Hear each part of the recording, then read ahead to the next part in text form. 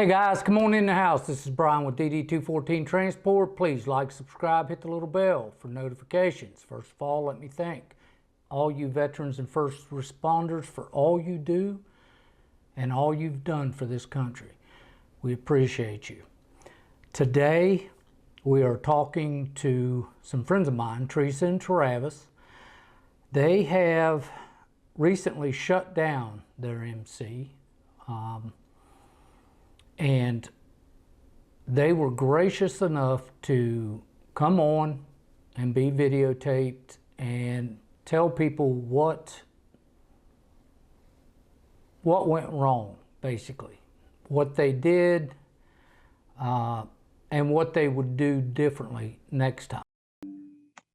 Okay, so we're here today to talk to you about what happened. So give us a little history, Travis and Teresa, about you and your background.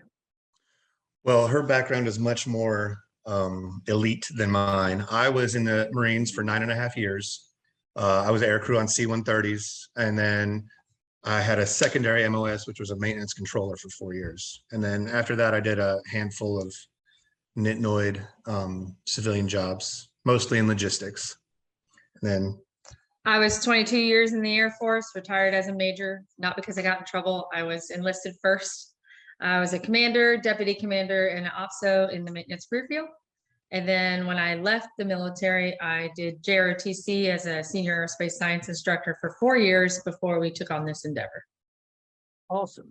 So it's not like either one of you are uneducated. You both got a lot of history behind you.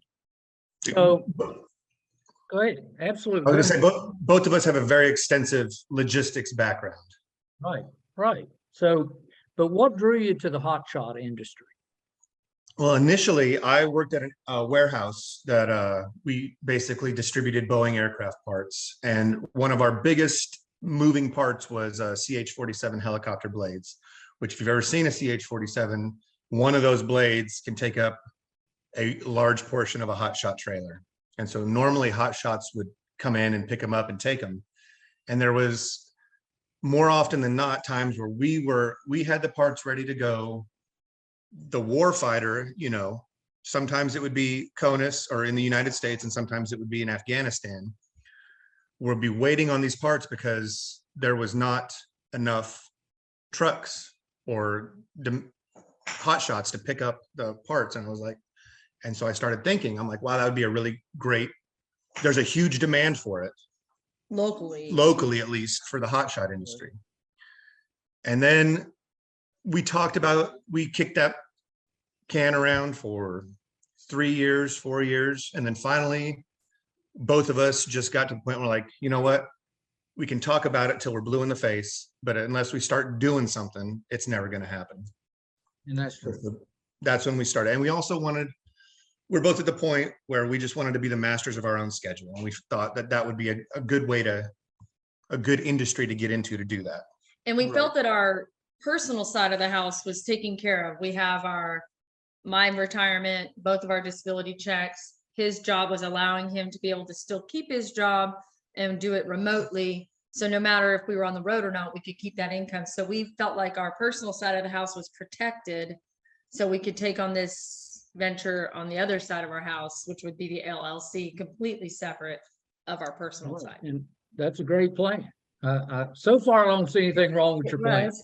Right. Okay. So tell us what you did to prepare. Tell us to prepare to get into this business and take that step. So the very first thing we did was we started an LLC, and we did a ton of research about the actual hotshot industry, all the stuff that we would need to be able to do runs, your operating authority, your BOC3, everybody that has their hand The clearinghouse in the money for this. And then of course I found your YouTube channel, yours, and I was like, you know what? I'm going to call, Let's be fair. We watched a lot of YouTube channels, but yours was the most informative. And so we stuck with it. and I didn't mean to step on your toes, but the other part of it is Travis was also in the process of getting his logistics degree. So he kind of used that to our advantage and did all of his papers on this industry. So we I kind of see. were already knee deep in the research of it through his degree. Right, right. And so I called expecting to get some random operator. And then when I called you and you picked up the phone, I was like, you know, I can't even believe that. And so we started talking, and then obviously you helped us, you mentored us a lot and prepared us for all the different unexpected aspects of it. But you don't know what you don't know. That's right. That's right. You don't know what you don't know. Well, I don't know whether that's good or bad. Now that you're out of the business, it doesn't sound like I did a very good job at this point. So we're gonna have That to has get. nothing to do with you. The industry is not. Bryan, you don't control the industry, man. You sure don't. All right, so you did your Perfect. research, you contact me, CDL, you went and got your CDL, and so did she, right? Both of you. Yep. We you went through both. together, same class. Yep. Now, once you got your CDL, you get your equipment. Did you purchase your equipment outright or did you finance it? No, we financed it. We put it on the business. Okay.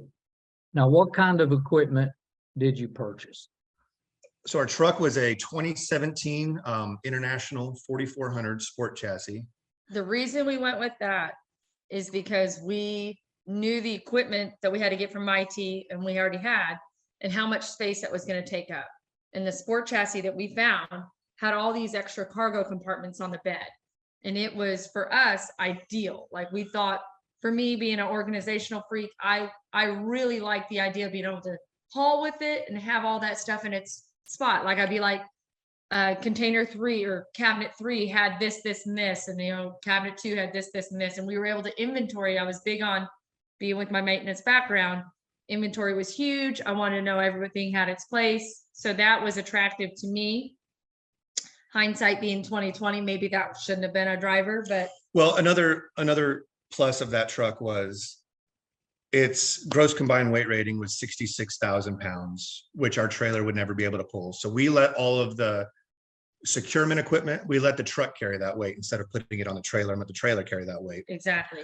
And then that really, when we thought about gas mileage, we thought, if we have a truck that can pull what our trailer can pull, that would save us on gas mileage, which it did. We never did go, our gas mileage was as if we were empty. Right. Like, we weren't For the pulling mo- any, for the most part. For the most part, the only time where it really bit into us is when we were carrying upwards of 16,000 pounds on the trailer. But it really wasn't that big of a dent. No, either. it wasn't. We were still It was getting. negligible. we were How did the getting- truck affect your insurance costs? It wasn't, so I expected it to be a lot worse than it was because it was a medium duty truck. It's essentially a small semi. Excuse me. It was under $1,000 a month. So, and I expected to be around $1,500 or $2,000 a month for insurance. When we did our first initial mock-up on what our finances would be, we were sitting a lot higher. Okay.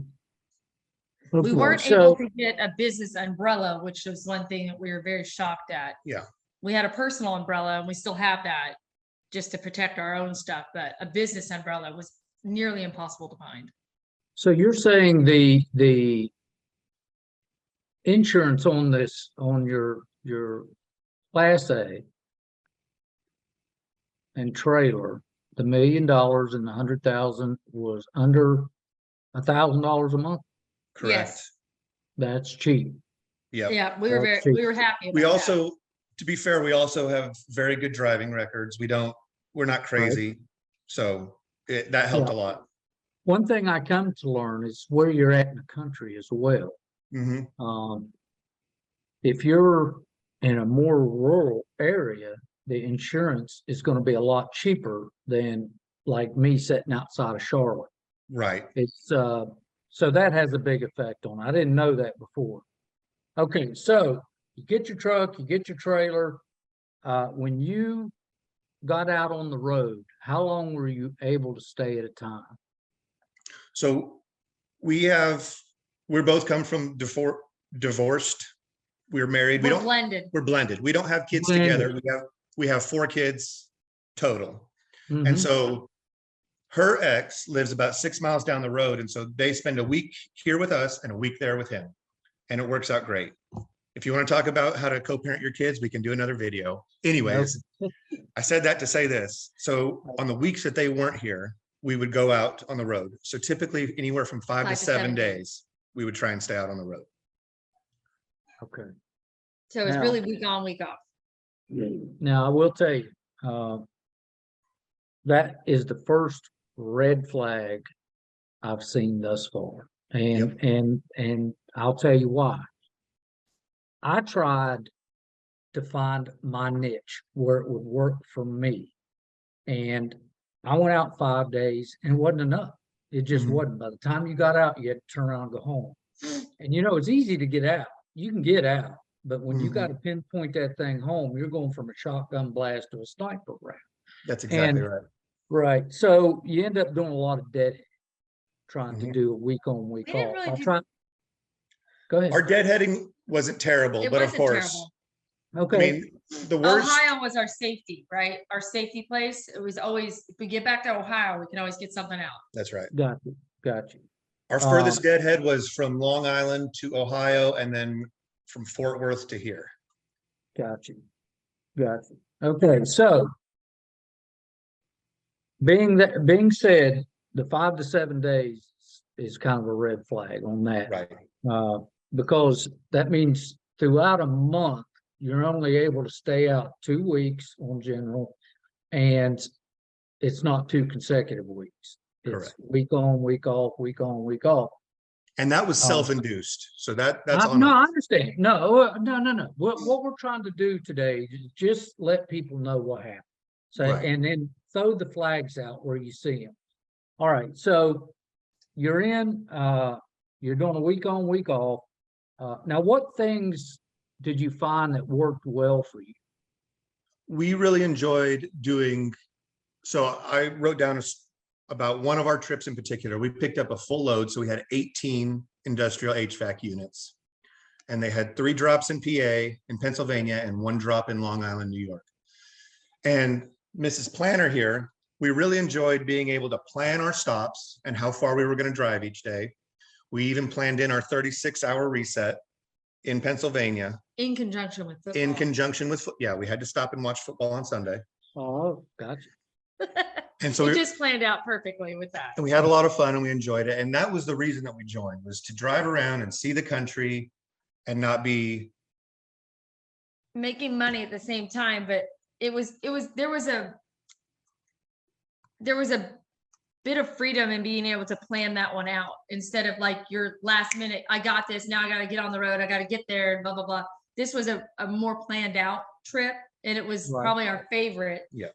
Aside from the Jenga we had to play of the 18 units in the back. But it was, for us, that was enjoyable. We loved being on the road. We loved being on the road together. There was nothing an issue with that. You better like your person that you're going to be on the road with if you're doing team, by the way. Something else we did that I thought was fun was I made it a game on how much money can we save. So I would pack a cooler, and I'm your side coach cook right here. I'm making the meals next while we're driving, and just being able to, I don't know, it was just, that part was fun to me. Right. Okay. So what didn't work out for you guys? What become a problem? So what I found that made the not enjoyable portion of it is the loads that we took where we basically had to keep the throttle at the firewall. For example, we picked up one load in Tulsa. We got it strapped, and then they said, oh, no, because they paid for 20 feet. They took up 40 feet. We called Adam. Adam said, nope, they're going to pay for 40 feet or they have to reconfigure it. So then we had to unstrap everything, reconfigure it. And the time that took, we lost another parcel that we could have put on the trailer. And then we had to make it to the drop before the following day in the afternoon, where they were closed all weekend, and we had to wait till Monday. Right. And with our red flag, which we've already pointed out, Which is self-induced again. self-induced, that wasn't going to work for us. That Gotcha. would have also meant 2 more days at a hotel, because you're staying at a hotel, waiting that time out. So, I mean, would it have washed? Probably. you would have spent money to stay in that area until Monday to drop. So Right. self-induced or not, you wanted to make it before that weekend. Right. One thing, oh, sorry. Go ahead. Another thing that I think was for me on the compliance side of the house, compliance was fine. The self-initiated restrictions from the industry, from the brokers, that for me was probably our number one problem. Where you had fact to that have they- so much age and so many inspections under The your fact that belt. they kept moving that goalpost. Right. Each time we felt like we hit that mark, they would move it again. And I don't know if that's the industry trying to weed out the small guys, because the big guys want to get $2.50 a mile, and they're sick of little guys saying, I'll do it for $2, because that does cut into the big guy's dollar, and the broker obviously wants the $2.50 because the broker gets a cut of that. So I don't know where their mindset is, if it's a flooded industry right now, and if we just got in at the wrong time. I don't know why they're doing it. Well, It could always be said it's safety, safety, safety, but if you're not getting any loads and getting out on the road, how are you ever going to learn how to be safe? And I couldn't get us a safety inspection to save my life. Let me interject just this one thing. There's a video I put out a little bit ago. It's called Why They Keep Moving. And it really all revolves around, now that the Supreme Court refused to hear that C.H. Robinson case, now the brokers are actually on the hook for these guys who either have no inspections or are young. Mhm. And that's just what that's all about. It can't get any more simple than that. As soon as they went on the hook, no, they kept moving it up. They just kept moving it up. So, And the safety inspection thing was a very, very frustrating. I mean, we drove here to New York and back, here to Ohio and back. And we've even gone as far as we have pre-pass, or we had pre-pass. We got bypassed at way stations, and we pulled into them because we saw DOT officers there. And we're like, well, if they see our MC number, They're going to have to. we're a must inspect, because we've never had an inspection. Nope, they just flat waved us through. So that was very frustrating as well. Well, and you know, the crazy part about it is, here you are saying the same thing. I have another driver out there, been out for a year, has never had a level 1 inspection. Never. I leased on 3 drivers 45 days ago and have had 8 inspections. What? Yes. It's crazy. I was begging for one. I had the best compliance book ever. My thing Right. is tabbed like nobody's business. I wanted someone to look at it. I wanted someone to go, you know what? This is the best looking compliance book I've ever seen. Right. That's what I wanted. I needed my kudos. It's right here. So look, we had It's just beautiful. our employment, truck, trailer, annual inspection, everything tabbed. It looks like the one that you showed on that video. I You get your mean- level 1, Right. Ready to go. And Ready to go. I'm on it. Couldn't Now get- but you didn't get to show it to anybody. now it's going to go in the archives of what was. All right. So now, where do you think things went south? Where do you think they went wrong? There's a couple of issues that kind of compounded. Will you go plug that in? Yes. So we did not plan on buying an international from the get-go. We planned on getting an F450 and running like that. Well, if anybody's drove past a car lot in America, they'll know that they're basically bone dry. And the ones that they do have on the lot, they're charging you about $130,000 for. Right. Ford has a deal where if you order it on their website, the dealer has to honor that price when it comes in. So we were Right. trying to save ourselves about $50,000. We ordered it when? Well, how long ago did we order it? We ordered it in March. So we started the business in February. We ordered it in March. Okay. We went down to, We started the LLC. That was just the first start, not ready to go out on the road yet. we Right, started the right, right. LLC in February, Not operating. When was the MC actually activated? June 12th, I believe. And when did you shut down? November 14th. Yep. Okay. I just want to add that to my note, but Okay, the truck was supposed to be in, sorry, go ahead. Okay, the truck was not gonna come in, okay? So instead of backing up, you sort of went forward and then to the right, I Right. guess. You That know, you was our sort of, first mistake. yeah, Yeah, that there's a was- mistake. Yes. I tell people not to rush. Don't rush, man. You don't rush it. And I believe that.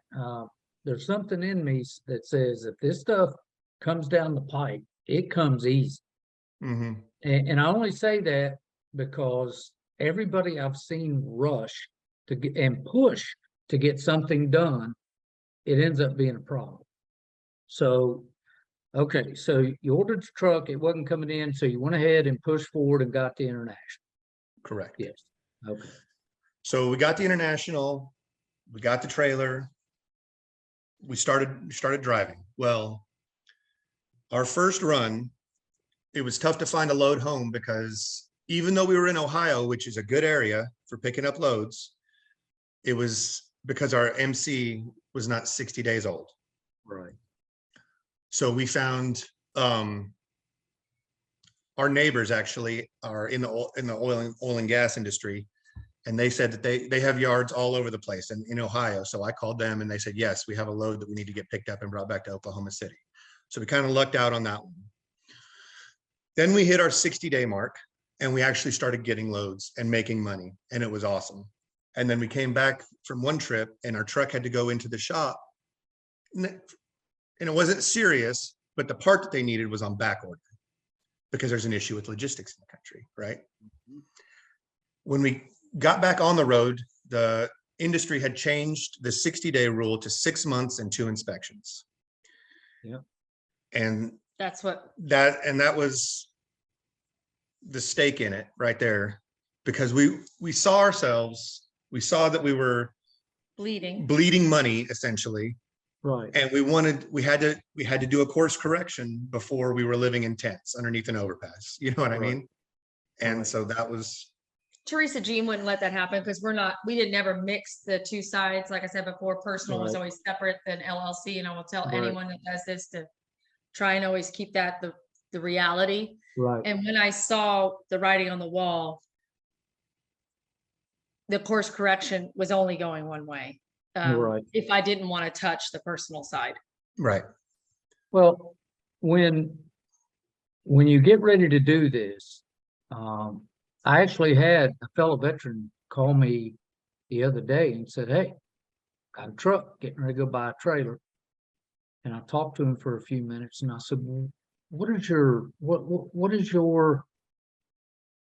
goal here? What are you trying to do with a truck and a trailer? And he said, well, I think I can do it for $10,000 a week. That's what I said. I was like, well, good luck with that. I can't help you. He said, well, I'm not going to do it. I said, that's the best thing you've said since I started talking to you. 100%. It's people, it seems to me that a lot of people jump out there expecting the pie in the sky. Your best week you ever had is how that's going to roll constantly. No. And that's not what happens. I keep telling everybody, look, traffic, weather, breakdowns, all this stuff affects your money. Yep. And we honestly were prepared to be in the red from our first year. We knew that. We knew we would be in the red our first year. We just expected to be working during that time.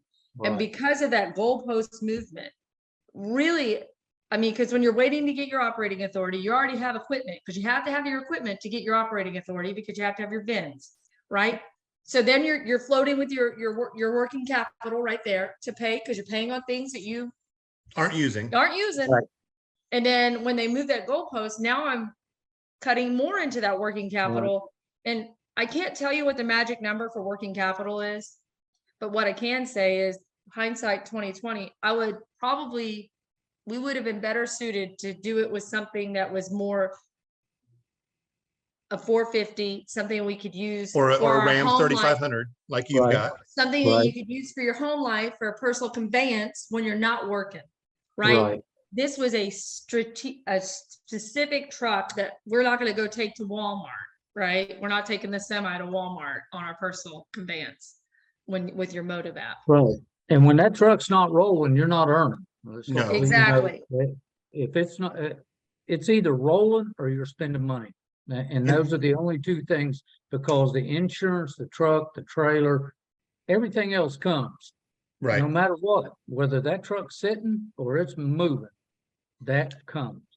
And to take a step back to talk about, people that are thinking they're going to get the pie in the sky, we were totally comfortable with making enough money to cover payments. to make the payments. That's what we expected. We didn't expect to come out here making $20,000 a month. That's why I said the personal side was taken care of. Our bills, our house stuff, that's all taken care of. It didn't need this income to make it work. We Well- needed, though, to at least make the payments. Let me ask you, I know this is personal, but what were the payments on the truck, trailer, insurance? So the truck was about 3,500 A month? a month. They would only do a 4-year Oh, loan. Yeah, that's another good thing for people to know. If you're a new business and you go to get an equipment loan, A business equipment loan. business equipment loan, they are going to take you the shortest term they can, which is 48 months, 4 years, and they're going to probably give you a 10% APR. Hmm. And we thought And- we would be able to cover that. Yes, We had some working capital we started with, so we knew we'd have to float some here and there. But we Right. thought we would be working. And like we said, we didn't expect to make profit. We were just gonna make the payments. Trailers, So 1,000.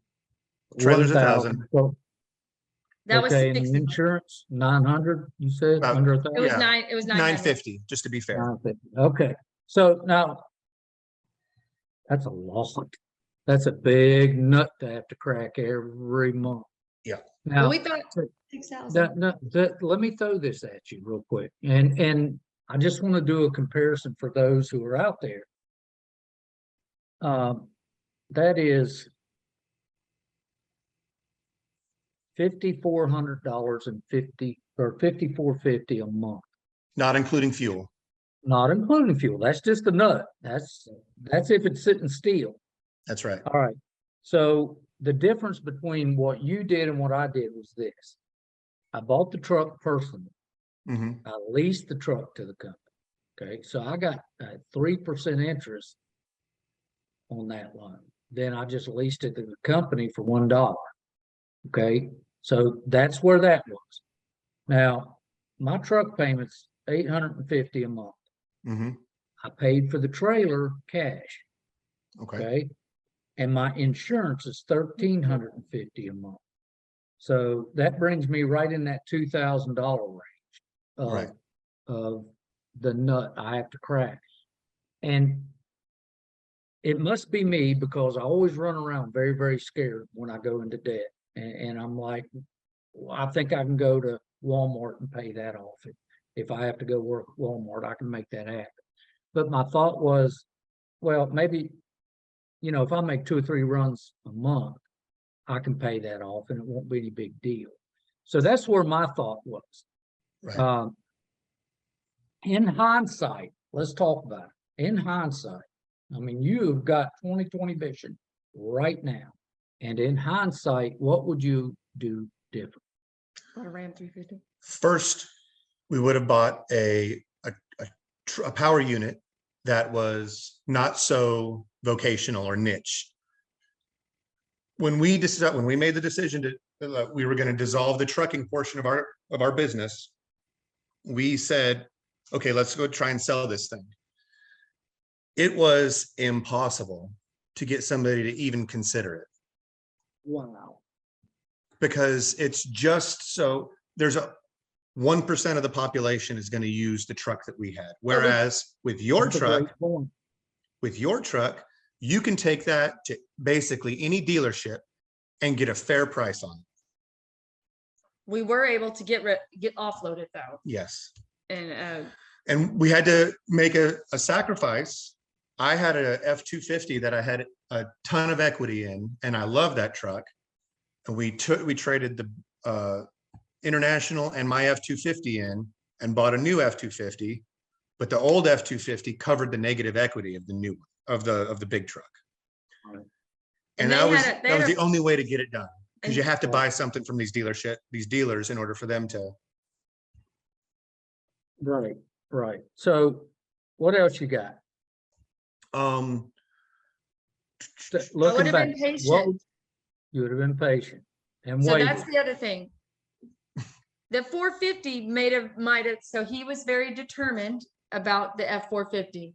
There are other options out there. And somebody who might be getting into this game, maybe they're a Ford guy. Well, they need to get out of their Ford guy ways 100%, and maybe look at a Ram 350, 35. whatever, 3500, whatever. A Ram. A ring. Okay.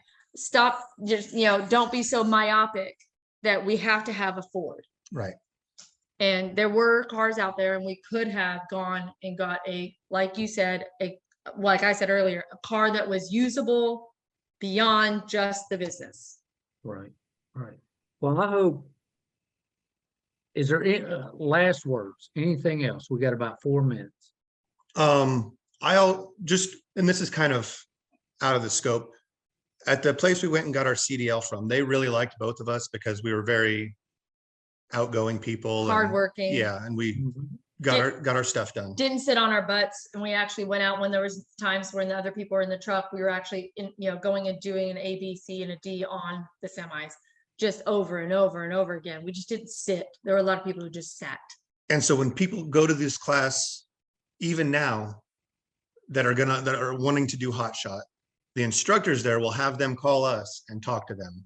Oh, And how when we much? were on our way home from our last run, and I will say this to anybody who's thinking about getting into this business, right now, with the industry and the economy and everything that's going on, if you have your CDL, go drive for somebody that's going to pay for a truck, Pay for the gas. pay for their MC number, take all the risk, and you just drive and get that experience driving. And then when things level back out, that's when I would recommend you get into the Out on your own. business. Yeah, so you're recommending people to lease on, or if they have their own truck and trailer for them to lease on Right. and go like that. Now, this isn't the end for us. One day you'll probably see us team drive it, but not for us. Yeah, we're not gonna, we won't operate under our own MC. We'll No, operate. you guys are gonna come work with me. Yeah, I'll That's come what work we're with gonna do. you We're any gonna day of lease the week. on with you. Listen, Yes, sir. to everybody out there that sees this video, DD214, Bryan is an excellent dude, and Iggy6 Dispatch. We only worked with Adam, but we absolutely love Adam. And Adam, if you see this, we hope that you get better soon, and we miss you, man. He's got COVID. So, well, guys, listen, all you guys out there that's watching this, don't consider any of this as a negative. No, Okay. This is a learning experience, and anything you do is a learning experience, whether it's a success the first time or not. You know how not to do it now. So I want to thank you guys so much for standing up and educating people. This is what it's all about, is for us to help others try to succeed. that's right. And if I can ever do anything for you and you're ready to lease on, next time I come to Oklahoma, we got to have the beer. That's right, sir. Yes, Right. sir. We got a room for you. Listen, All right. we failed so other people don't have to. Fail just means first attempt in learning. And I hope that That's this is right. a learning experience for someone else out there. Very good. Thank you so much. We appreciate you, guys. We'll see you next time. Yes, sir. Bye. Bye. Okay, guys, there you see it. As I look back on what we talked about, their overhead was a little bit extreme. So their monthly nut was $5,450, and that's a lot. That is a lot if you're not out there running the road all the time. If you're banging the road every week, you're okay, but they were trying to do week out, week home, week out, and it just doesn't work, especially with a huge overhead like that. I can't tell you how much I appreciate them coming on and letting you know their story, so maybe you can take something from it. All right, this is Bryan with DD214 Transport. Please like, subscribe, hit the little bell for notifications. If you need me, please reach out. I answer the phone. All right, see you.